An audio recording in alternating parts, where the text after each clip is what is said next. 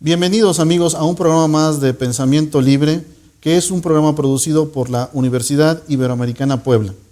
En esta ocasión está con nosotros el doctor Carlos Gay García. Comenzamos.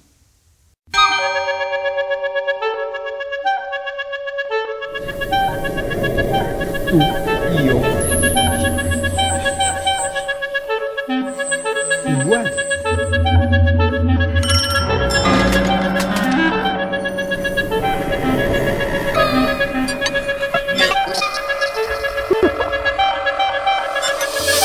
Todos igual.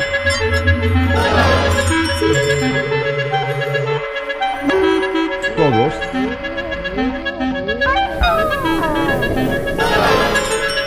igual.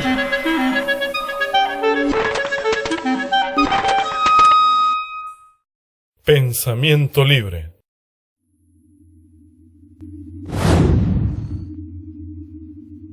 Gracias por estar con nosotros. Doctor, ¿nos podría comentar cuál es el estado actual del conocimiento sobre el cambio climático en México?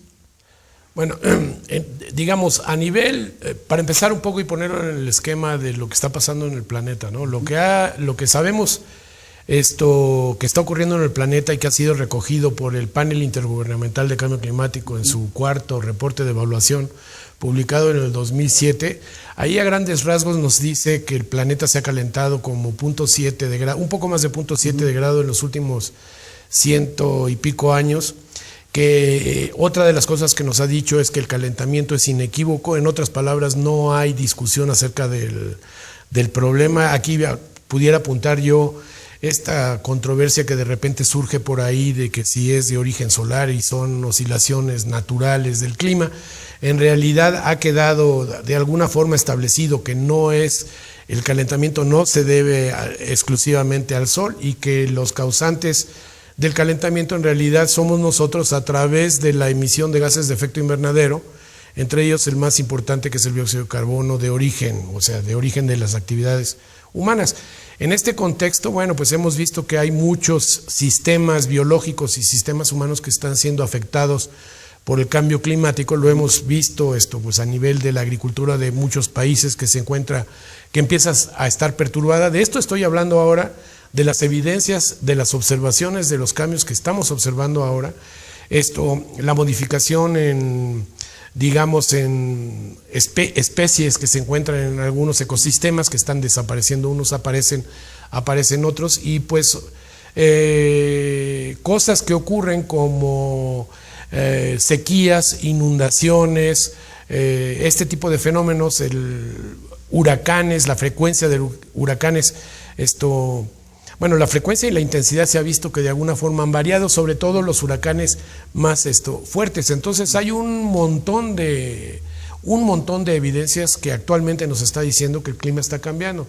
Y en cuanto al origen antropogénico del cambio, o sea, que seamos nosotros, en realidad, como dije, es inequívoco y no queda muchas dudas. Los modelos que utilizamos nosotros para prever el clima, en realidad los ensayamos y los calibramos contra la información que tenemos, contra las observaciones y contra la observación, contra las temperaturas que hemos observado durante los últimos, 100 años. Ya ha habido un importante experimento de tratar de reproducir estos 100 años de observaciones de temperatura con estos modelos para ver si funcionan o no funcionan. Y en realidad hemos visto que funcionan y son capaces de alguna forma reproducir las temperaturas observadas cuando añadimos la contribución de los gases de efecto invernadero de origen antropogénico.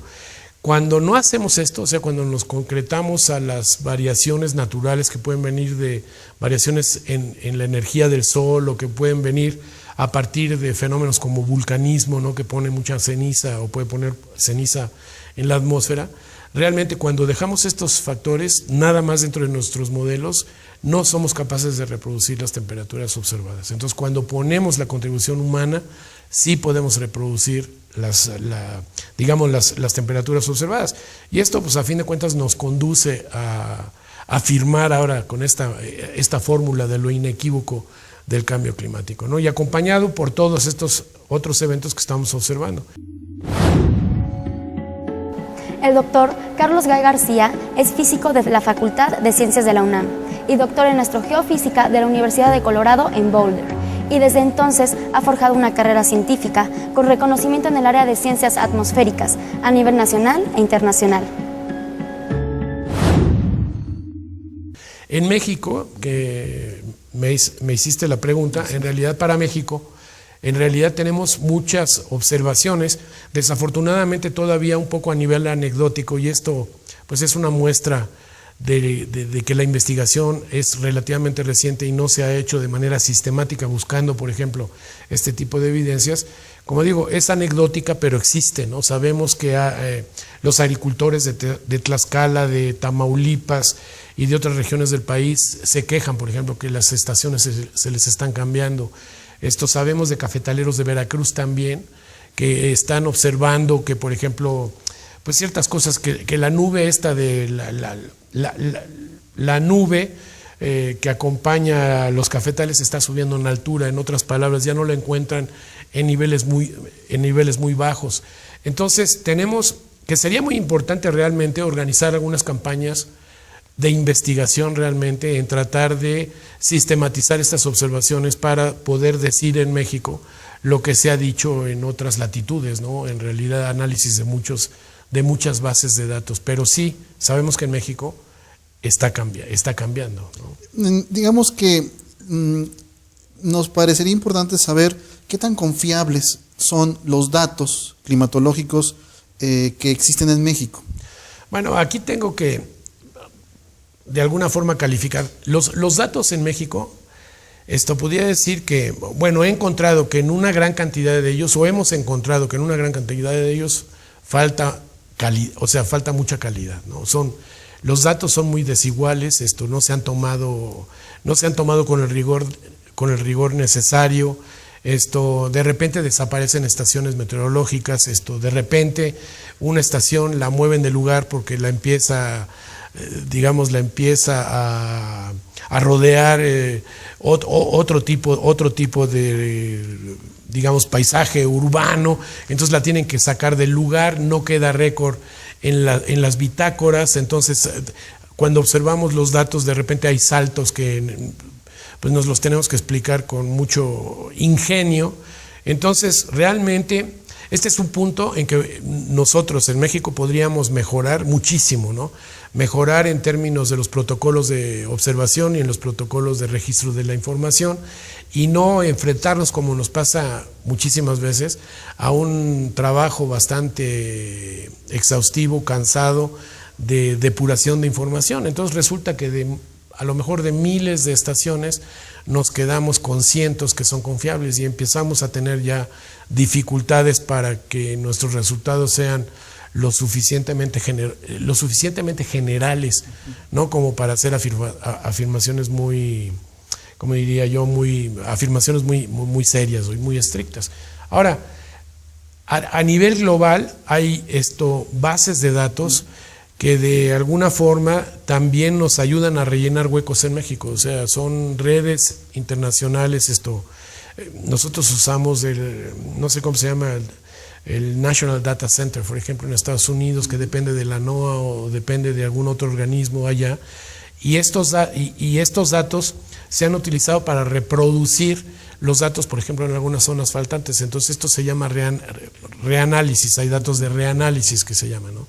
Y entonces nos permite de alguna forma para completar las series de datos que nos faltan en México, y entonces que nuestros análisis tengan un mayor rigor y las conclusiones pues no estén pendientes de la calidad de los datos. De hecho, los datos que podemos nosotros depurar nos permiten ver cómo están estos datos de los reanálisis que se hacen fuera de México, ¿no?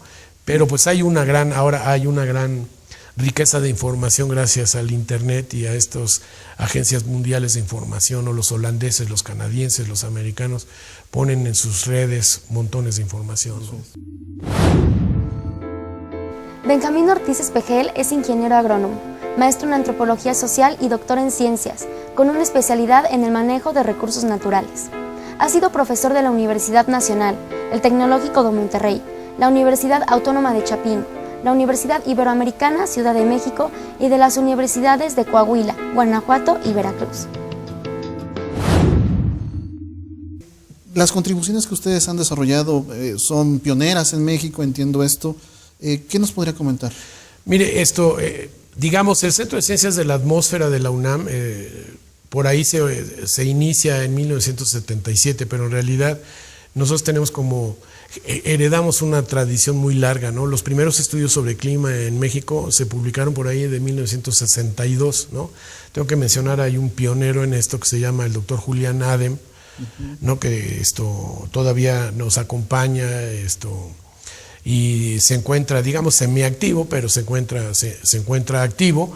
Y pues los modelos para tratar de entender el clima, incluso para adelantarse en condiciones a futuro, pues son de él, o sea, y datan de 1962. Nosotros lo que hicimos es, como a partir de los 80 para acá, nos fuimos metiendo más en el problema de cambio climático, porque con esos modelos nos permitía reproducir los últimos 4.000, los últimos 10.000 años, o sea, hacer este tipo de simulaciones, regresarnos en el tiempo y tratar de comparar los resultados con medidas medio puntuales o no tan puntuales, pero pues que se habían obtenido en estos lechos de hielo y nieve o utilizando los anillos de los árboles. Pero a partir de los 80 y a finales de los 80, que es cuando además, entre otras cosas, el Programa de las Naciones Unidas para el Medio Ambiente y la Organización Meteorológica Mundial echan adelante el Panel Intergubernamental de Cambio Climático, que es este organismo que de alguna forma convoca a muchos investigadores en el planeta para hacer análisis de los resultados que están saliendo de cambio climático. Pero digamos, a partir de esa fecha, en el Centro de Ciencias de la Atmósfera se organiza un grupo a mi alrededor cuyo objeto de estudio es el cambio climático, o sea, la parte en la que consideramos nosotros que son los humanos que están perturbando, ¿no? Esto lo dije hace un momento, ¿no? Las oscilaciones naturales del clima, bueno, las estudia con ADEM, las estudiábamos con su modelo, y la parte esta de las afectaciones por parte de los hombres en el clima, bueno, pues ya lo recogemos nosotros, ¿no? Muy bien, doctor. Entonces, si nos permite, vamos a un corte claro y sí. retomamos el tema. Muy bien, claro que sí. Regresamos.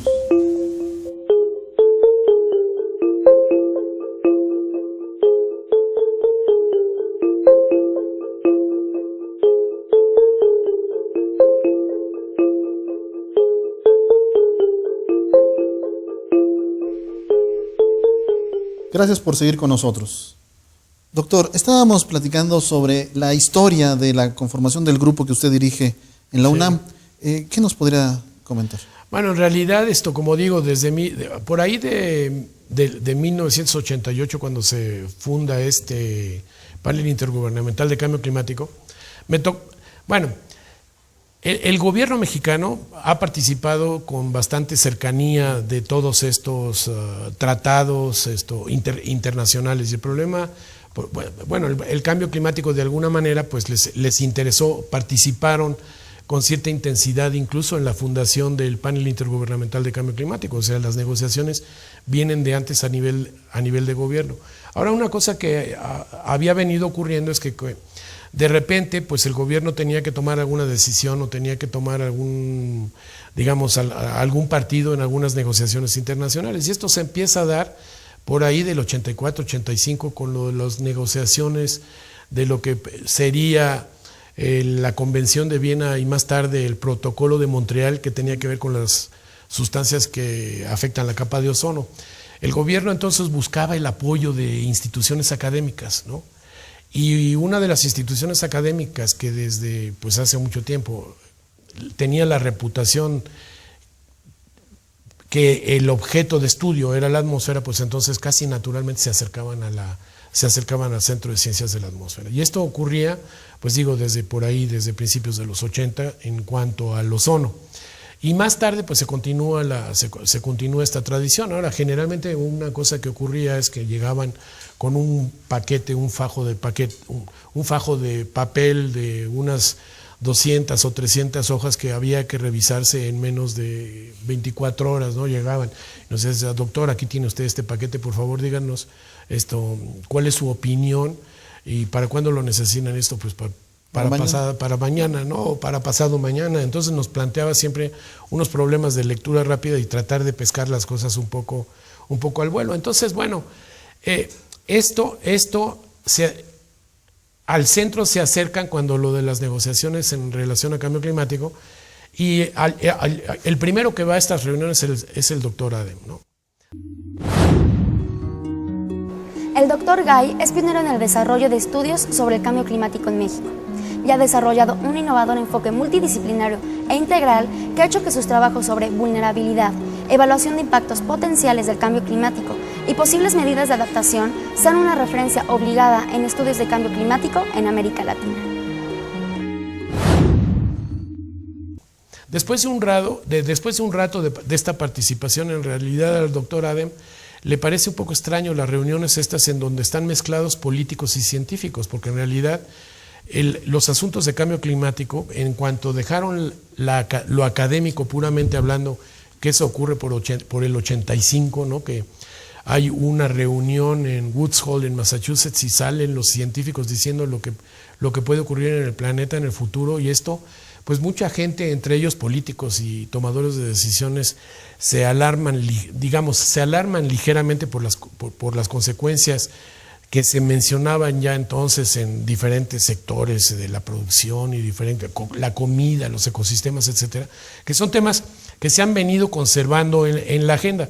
Pero esta cosa, el doctor Adem de alguna manera pues se cansa de ir a estas reuniones donde está en este ambiente extraño, y entonces de alguna manera me pasa a mí la responsabilidad, que yo estaba colaborando en el Centro de Ciencias de la Atmósfera como secretario académico del centro, pero pues de repente me toca y me dice, doctor Gay, ¿por qué no va usted en mi lugar?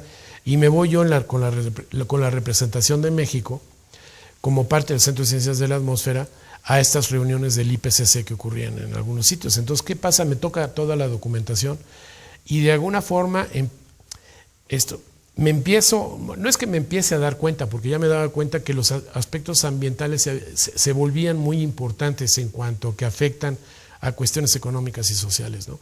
Entonces me toca ir a estas reuniones del IPCC y leerme toda la documentación, y otra de las cosas que ocurre es que nos va planteando una agenda diferente de investigación. O sea, no es una investigación tradicional en clima, los ciclos, tal. Es una agenda de investigación que tiene que ver con el clima y los aspectos sociales y los aspectos económicos. Bueno, pues no se necesita ser una lumbrera para darse cuenta de que eso va a tener una gran importancia en el futuro. El doctor Ortiz es miembro del Sistema Nacional de Investigadores Nivel 1. Ha sido coordinador de la Maestría de Estudios Regionales en Medio Ambiente y Desarrollo en la Ibero Puebla, y ha participado en diversos proyectos de investigación y de desarrollo con un enfoque interdisciplinario, aplicado al manejo de recursos naturales entre diferentes grupos indígenas y campesinos de México. El trabajo académico de Ortiz Espejel está orientado a evidenciar las posibilidades de rescatar de la catástrofe social y ambiental a la que se ha arrastrado el mundo por el nuevo modelo de acumulación urbano-industrial de consumo. Siendo científico, digamos atmosférico, me doy cuenta que las bases del calentamiento global y las bases del cambio climático pues son muy serias, ¿no? Podemos debatir acerca de si los modelos son muy precisos o no, pero en realidad las bases del calentamiento están muy serias, están muy bien dadas. Entonces, para mí no es que me convirtiera yo en un creyente del cambio climático, sino más bien me voy convenciendo de que es un problema importante, y de ahí se va generando una agenda bastante más multidisciplinaria que lo que teníamos acostumbrado nosotros a hacer, digamos, en el Centro de Ciencias de la Atmósfera. Ahora, esta institución se vuelve como una sede ideal. ¿Por qué? Porque en el Centro de Ciencias de la Atmósfera no solamente subsistimos ahí físicos, científicos de la atmósfera, físicos atmosféricos, meteorólogos, climatólogos, gente que hace cuestiones de ambiente, química atmosférica, biología de la atmósfera. Entonces, como que ya el ambiente interdisciplinario nos permite contemplar que el centro puede ser una especie como de núcleo del cual se empiecen a generar estos trabajos interdisciplinarios. Y esto realmente pues trato de empezarlo a instrumentar en el Centro de Ciencias de la Atmósfera. Alrededor mío tengo colaboradores que pues empezábamos con transferencia de radiación y mucha física y mucha tal, pero empezamos también a derivar qué implicaciones tienen estos balances de energía que nosotros estamos estudiando desde la teoría en términos de lo que se está planteando en el mundo de un exceso de dióxido de carbono en la atmósfera o de metano, óxido nitroso. Entonces como que entramos de la física de la atmósfera, como que vamos derivando a otras cosas, y como los tenemos ahí alrededor nuestro, pues empezamos a comentar con gente que hace biología, con biología nos conectamos, y luego aparecen dos oportunidades importantes, ¿no? Ahí aparece una oportunidad que era después de 1992 de la Cumbre de la Tierra en Río de Janeiro, que los Estados Unidos hicieron un papel bastante desigual, digamos. Luego, de alguna manera, pues lo hacen mal porque no quieren pasar algunas cosas. Ellos saben mucho más que nosotros, sabían mucho más que nosotros de lo que le iba a pasar a Estados Unidos y de lo que iba a pasar al planeta. Porque en miles de investigadores, pues tienes a gente haciendo de todo, que eso es lo que no pasa en México. En México no tenemos tantos miles de investigadores que están investigando todo. En México hay muchos menos investigadores que investigan muchas menos cosas. Entonces resulta que lo que estábamos nosotros tratando de hacer en cambio climático, pues lo hacían muy pocos. Entonces empezamos nosotros tratando de lanzar en México este tipo de disciplinas. Y otra cosa que nos ocurre, pues nos rebasan. O sea, si queremos hablar de agricultura, pues nosotros podemos ver qué le va a pasar a la temperatura y a la precipitación, las estaciones y tal. Pero pues necesitamos a alguien que se especialice en agricultura, o qué le va a pasar a los bosques y ecosistemas. Necesitamos a alguien que sea especialista en este tipo, un ecólogo. Entonces, del núcleo del centro, pues nos vamos expandiendo a otras instituciones, ¿no?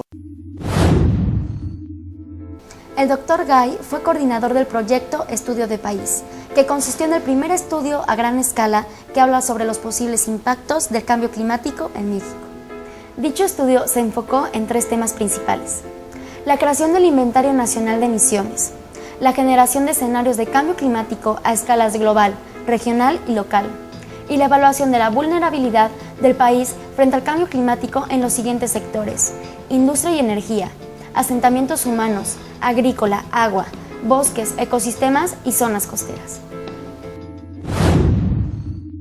El tema de cambio climático, como usted nos lo relata, de alguna manera transforma el estilo de hacer investigación.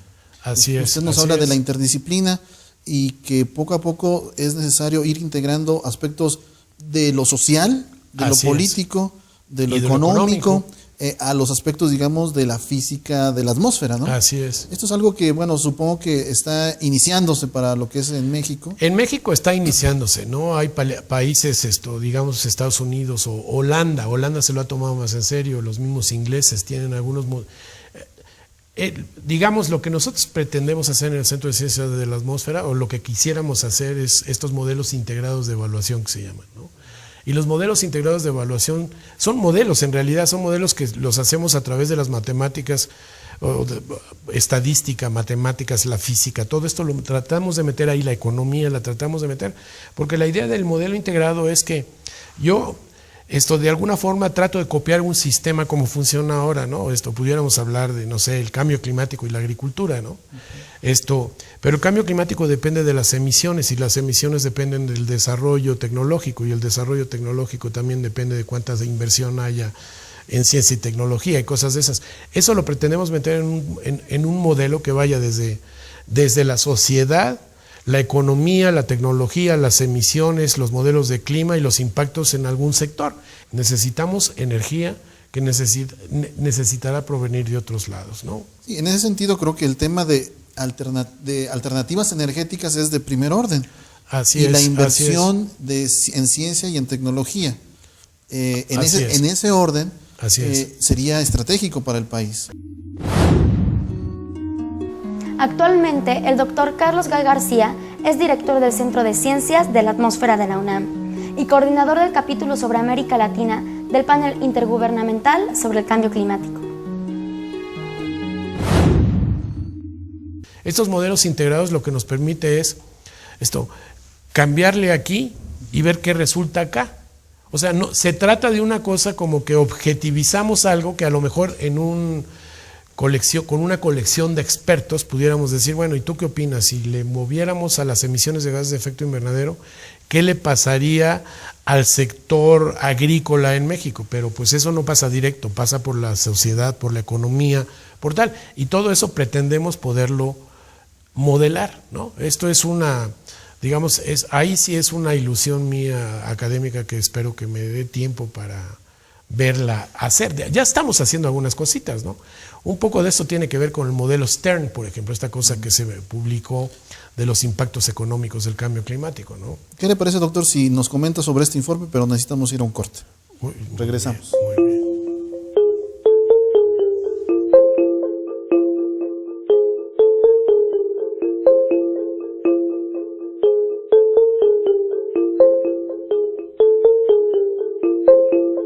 Gracias por continuar con nosotros. Doctor, estábamos platicando sobre el informe Stern. Nos parece que es un informe importante a nivel mundial que marca posiblemente nuevas pautas de acciones políticas en relación a dos conceptos muy importantes que son adaptación y mitigación frente al cambio climático. ¿Qué nos podría comentar? Bueno, en realidad yo creo que esto tiene como base un problema grande que tenemos de comunicación con los tomadores de decisiones o con los políticos, ¿no?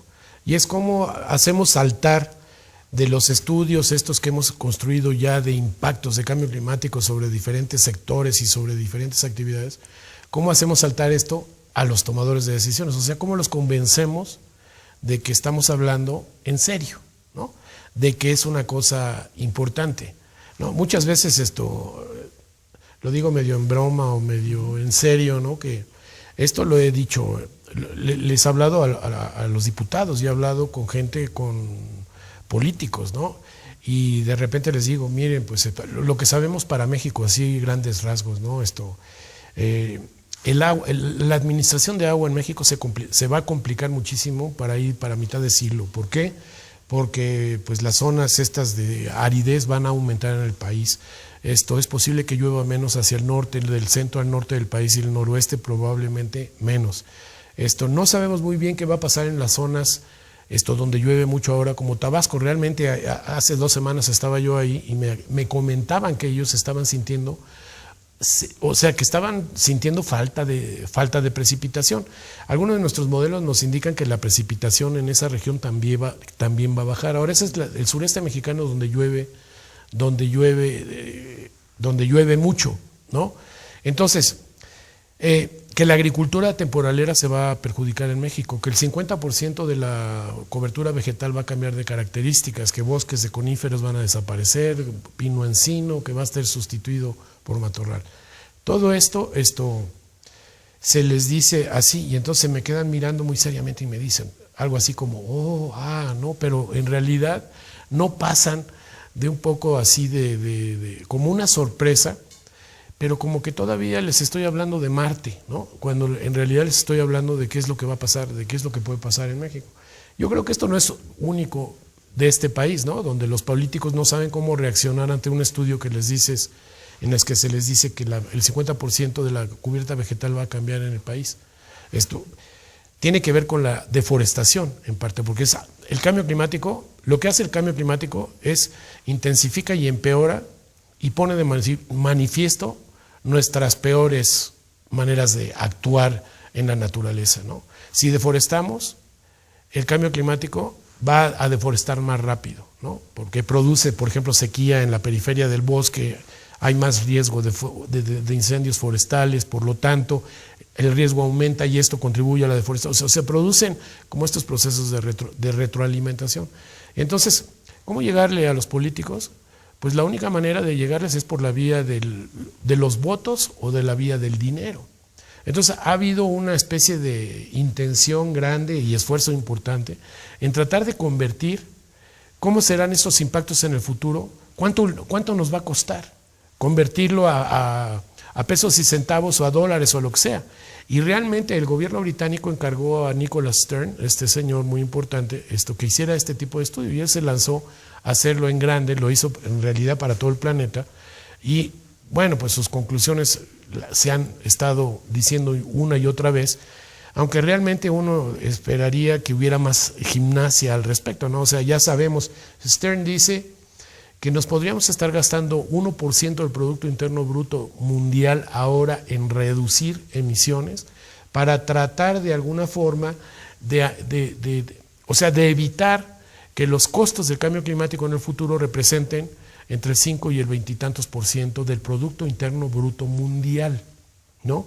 Y él está hablando de cómo es conveniente reducir las causas del cambio, que las causas reconocidas son las emisiones de gases de efecto invernadero, reduzcamos las causas del cambio climático, tratemos de estabilizar la temperatura del planeta a una que sea razonable. Esto yo no sé qué es razonable, se habla en el ámbito internacional, se habla de 2 grados o se habla en términos de concentraciones de gases de efecto invernadero, concentraciones atmosféricas, se habla de 450 partes por millón o de 550 partes por millón.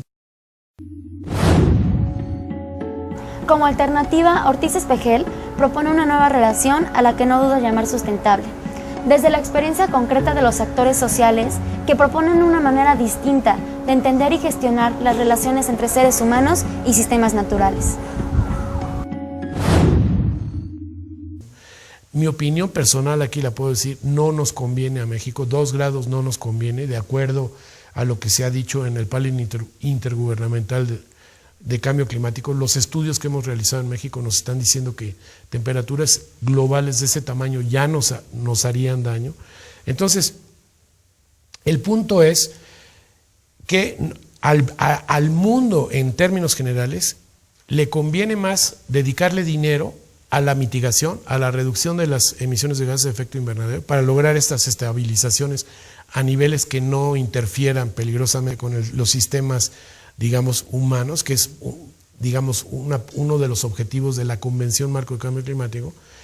Y esto, pues en realidad, pues yo quisiera ver más acciones que ya tienen que ver con esto. Ahora, el punto, cuando hablamos de México, entonces nos trasladamos esto global. Bueno, ya está dicho, ¿no? Nos va a costar mucho dinero a nivel global si no hacemos nada, ¿no? Ahora, esto lo tenemos que transferir y le tenemos que bajar de escala y lo tenemos que llevar, por ejemplo, al tamaño de México. O sea, ¿qué pasa en México? ¿Cómo traducimos eso que dice el informe Stern de dedicarle dinero a la mitigación en comparación para evitar daños mayores para el futuro?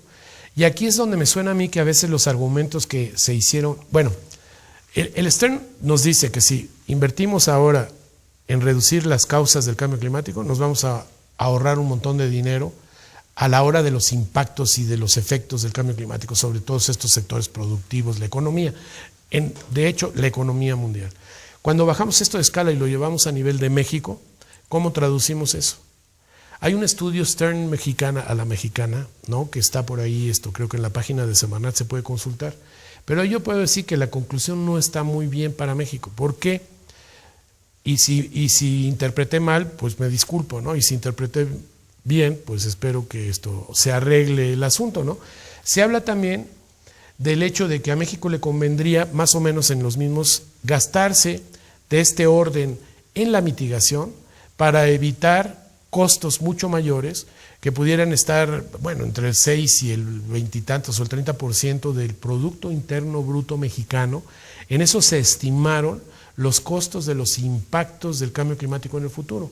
Pero dice, si le dedicamos a la mitigación, o sea, a la reducción de emisiones, que por aquí estamos hablando, en el contexto del cambio climático, mitigar significa reducir emisiones, porque de alguna forma estamos tratando de mitigar las causas del cambio climático. Para nuestro ¿no? público, emisiones, un ejemplo, algunos ejemplos.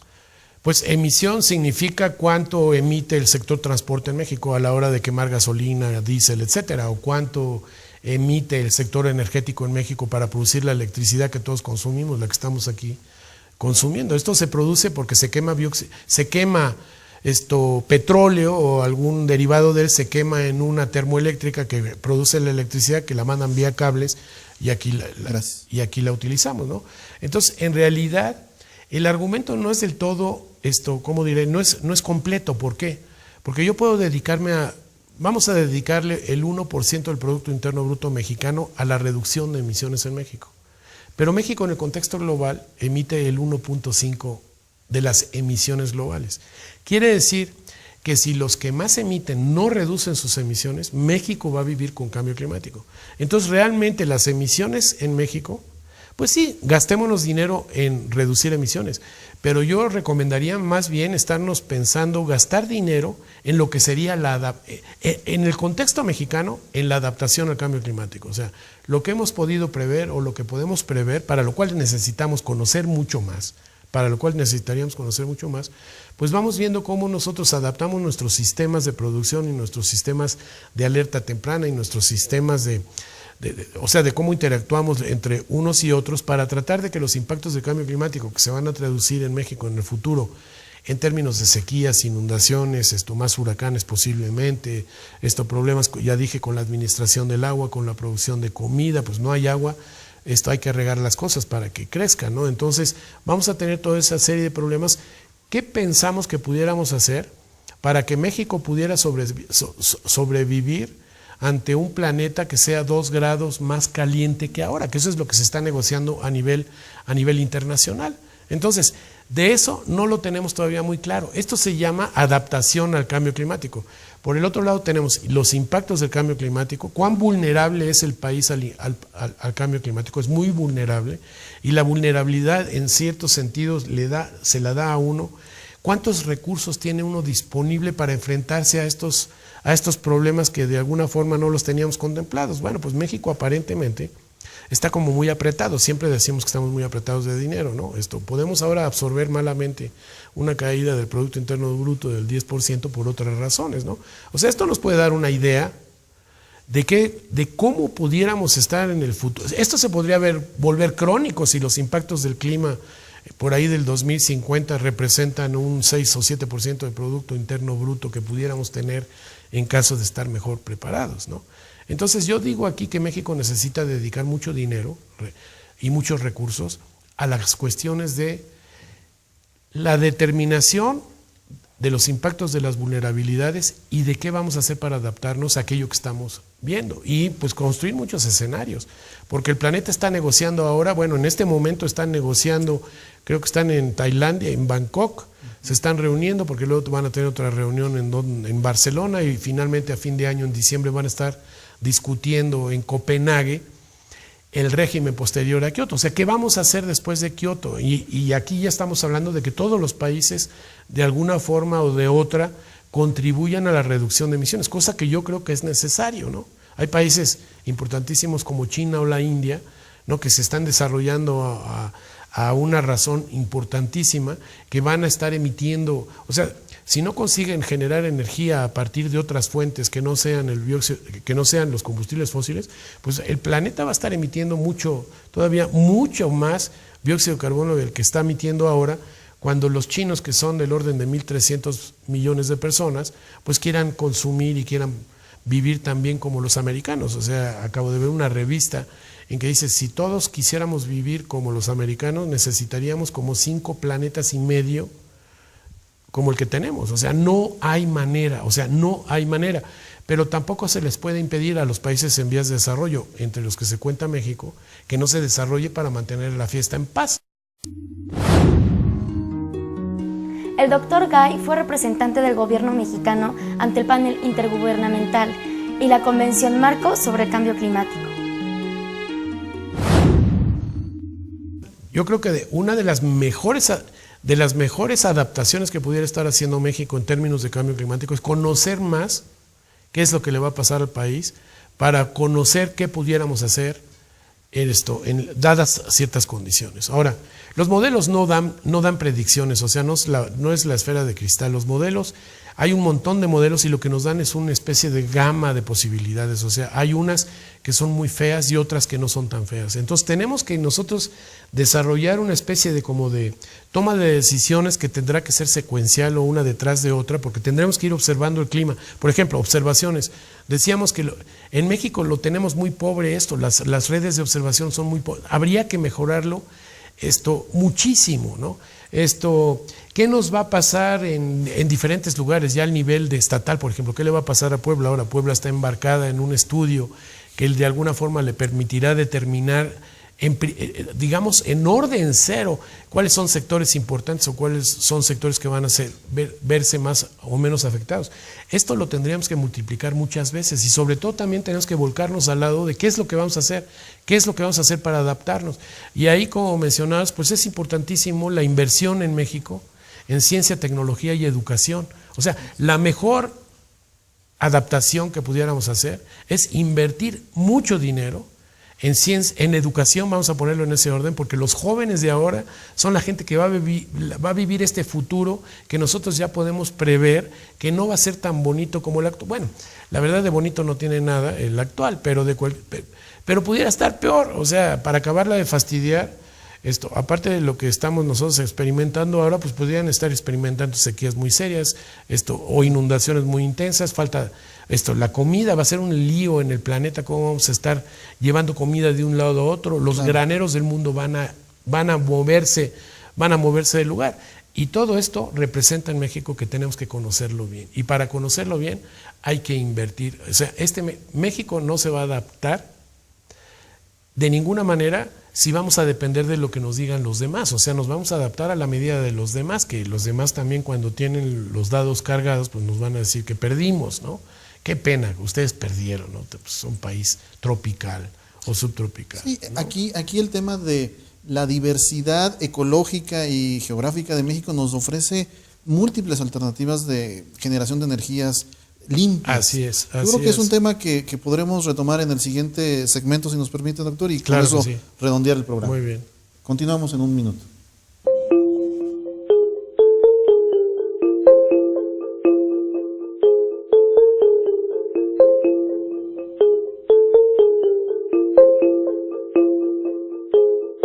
Ya estamos de regreso con el doctor Carlos Gay. Doctor, estábamos platicando cosas muy interesantes sobre la relación entre inversión en ciencia y tecnología y acciones de adaptación en México. Así es. ¿Qué nos puede comentar? Bueno, digamos, un poco generalizando la idea y para que de alguna forma le quedara claro al gobierno mexicano en términos generales, ¿no? Y es que ciencia y tecnología, la inversión es inversión en ciencia y tecnología, no se habla de gastos en ciencia y tecnología. Verlo como algo que le cuesta al país es una tontera. Realmente, los países que han visto la ciencia y la tecnología como, bueno, sin ir más lejos, ¿no? Los países que tienen buena ciencia y tecnología no son tan tercermundistas como México, para arrancar. O sea, hasta Brasil está invirtiendo en ciencia y tecnología, y si va a salir del subdesarrollo, va a salir, si nos descuidamos, más rápido que nosotros, con todos los problemas que tienen ahí de una población muy grande, todavía en condiciones muy, muy pobres. Entonces, la mejor inversión que se puede hacer para enfrentarse al cambio climático es la misma inversión que se tendría que haber hecho para que el país se hubiera desarrollado, que es en educación, en ciencia y en tecnología, ¿no? O sea, hay que gastarse dinero en estos aspectos porque nos van a permitir pues salir del hoyo. También hablamos de cambio climático, ¿no? Y hablamos del cambio climático siempre como esta amenaza, como esta, bueno, los que lo vemos así, ¿no? Pero el cambio climático también es un momento como de oportunidad, es un momento que se están presentando nuevos nichos, nuevas oportunidades para desarrollar cosas que no se han hecho con anterioridad. Estábamos hablando hace un momento de los motores de aire comprimido, ¿no? Y de que los están desarrollando, por ejemplo, en la India. No sé cuánto futuro va a tener, pero se está investigando. Se desarrolló por ahí de principios del siglo XX. ¿Por qué desaparecieron? Porque todo esto fue desplazado por el petróleo. Todo esto fue desplazado por el motor de combustión interna. O sea, hay que ponerse las pilas. No desapareció por inútil, desapareció porque comercialmente, económicamente, había algo más importante que eso que lo fue desplazando. Los tranvías en el planeta, los tranvías en Norteamérica desaparecieron porque los compró la General Motors y luego los desapareció. Los tranvías en México le pasa lo mismo. O sea, una tecnología se apodera de todo lo demás y realmente inhibe los demás descubrimientos, ¿no? Entonces yo diría que para México, como para muchos países del mundo, es una oportunidad para invertir en estos nuevos desarrollos. O sea, México puede invertir en tecnologías apropiadas para las condiciones del país. México es un país que está en el subtrópico, es un país que está en estas zonas con los desiertos. Tenemos los desiertos de Sonora, entonces, todo esto está en la faja mundial de los desiertos. México tiene una cantidad de sol, que está bien para quemar turistas, pero pudiéramos aprovecharlo también para producir energía eléctrica a partir de energía solar. O sea, hay como nichos, ¿no? Tenemos la Ventosa en el sureste mexicano donde se produce, hay un potencial enorme de energía eólica, ¿no? Y tenemos 3 ventiladores ahí que se los rentaron o se los compraron a los españoles. En realidad el punto es que tendría que tener una fuerte política México de ciencia y tecnología y de renovables, una fuerte inversión en energías renovables. O sea, yo a veces me pregunto qué es lo que esperamos, ¿no? Que el problema nos lo resuelvan de fuera, ¿no? Los indios están desarrollando sus tecnologías, tienen autos indios, inventaron el nano o no sé cómo le llaman, el carrito, que no sé cuán buena idea es porque puede emitir un chorro de dióxido de carbono, pero bueno, ellos están viendo desarrollarse y se inventan una cosa nueva. Los coreanos lo hicieron en un tiempo relativamente corto. Corea y México, Corea estaba peor económicamente hablando en cuanto a ingreso bruto, ingreso per cápita, todas estas cosas en 1985 estaba peor que nosotros y ahora hay que mirarlos. O sea, claro, son 40 millones de coreanos y nosotros somos 105, no sé, 110 millones de mexicanos, pero tenemos un reto ahí al que tenemos que entrarle francamente, ¿no? Y yo creo que estamos invirtiendo en el petróleo, ¿no? 10,000 millones de dólares en una refinería que para mí, si me preguntan a mí, es una tecnología obsoleta, ¿no? O va a la obsolescencia. ¿Por qué no invertirlo en estas otras fuentes enormes de energía que tiene el país? O sea, si inventáramos esto, o sea, reinventáramos la energía solar, la podríamos colocar en todo el planeta. Si reinventáramos cosas y mejoráramos la energía del viento, tendríamos para ponerla en todo el planeta. Entonces, yo no entiendo por qué México no está investigando lo que están investigando nuestros, iba a decir socios comerciales, pero casi nunca son socios comerciales, son nuestros competidores comerciales, ¿no? China, la India, Brasil, Chile, Argentina, etcétera, le ponen más dinero a la investigación que México, ¿no? Entonces, pues, ¿qué esperanza tenemos realmente de salir de este hoyo que el cambio climático nos lo va a profundizar? Benjamín Ortiz Espejel actualmente es coordinador del programa interdisciplinario en medio ambiente en la Universidad Iberoamericana Puebla. Ahí hay una pregunta que quisiera hacerle, doctor. En ese sentido, bueno, invertir en ciencia y en tecnología también es invertir en formación de recursos humanos. Evidentemente. ¿Usted qué experiencias conoce en México de cursos de especialización, de posgrado en cambio climático? Bueno, en realidad hay muy poquito, los esfuerzos que se hacen a nivel así, ni siquiera se entiende muy bien la multidisciplina. O sea, nuestros sistemas también de investigación están anquilosados en el sentido de que la multidisciplina y la interdisciplina no la entienden muy bien. O sea, aquí seguimos pensando en esta cosa de compartimentos estancos o el nicho de investigación que no tiene ninguna comunicación con los demás. O sea, tenemos que, realmente para el planeta significa una transformación mental, ¿no? Tenemos que cambiar estilos de vida a nivel planetario. Pero para México representa un esfuerzo aún mayor, porque estamos más atrasados todavía de contemplar ni siquiera eso. O sea, nosotros quisiéramos llegar a como están otros, que eso sí están pensando en que hay que cambiar en estilos de vida, y nosotros estamos apenas aspirando a esos sistemas que también ya no van a funcionar. O sea, tendríamos que estarnos saltando esto de los gringos dicen leapfrogging, ¿no? El salto de la rana, ¿no? Saltarnos estas etapas y volcarnos a la que viene después de esta del desarrollo más o menos tercermundista y cosas de esas en la que estamos embarcados ahora. O sea, tendríamos que ver esto como una oportunidad para saltar estas etapas, ¿no? Doctor, una idea final que nos quisiera compartir con el público, tal vez de síntesis del programa. Híjole, pues yo creo que lo que tendríamos que educar también es a nuestros políticos, ¿no? En realidad hay dos alturas de educación, ¿no? Como dicen, a los necios ya no les podemos enseñar nada. Entonces tenemos que saltarnos a esos, tenemos que quitarlos de la... Esto no lo digo yo, lo dice un premio Nobel que se llama Croto, que es un físico muy importante. Dice, con aquellos que sabes que no los vas a convencer, pues ni pierdas el tiempo. O sea, concéntrate en maestros. Concéntrate en maestros porque estos pueden derramar rápidamente el conocimiento a muchos niños. Y concéntrate en algunos políticos y eso, que están dispuestos a escucharte, porque los que no están dispuestos a escucharte, te pongas como te pongas, no te van a hacer caso, ¿no? Interesante, muy interesante. Bueno, pues, doctor, le agradecemos muchísimo su atención. Creo que ha sido un programa pues muy interesante. Seguramente quedarán muchos otros temas en el tintero. Pero bueno, les agradecemos mucho su atención, de haber estado con nosotros, y los esperamos la próxima semana.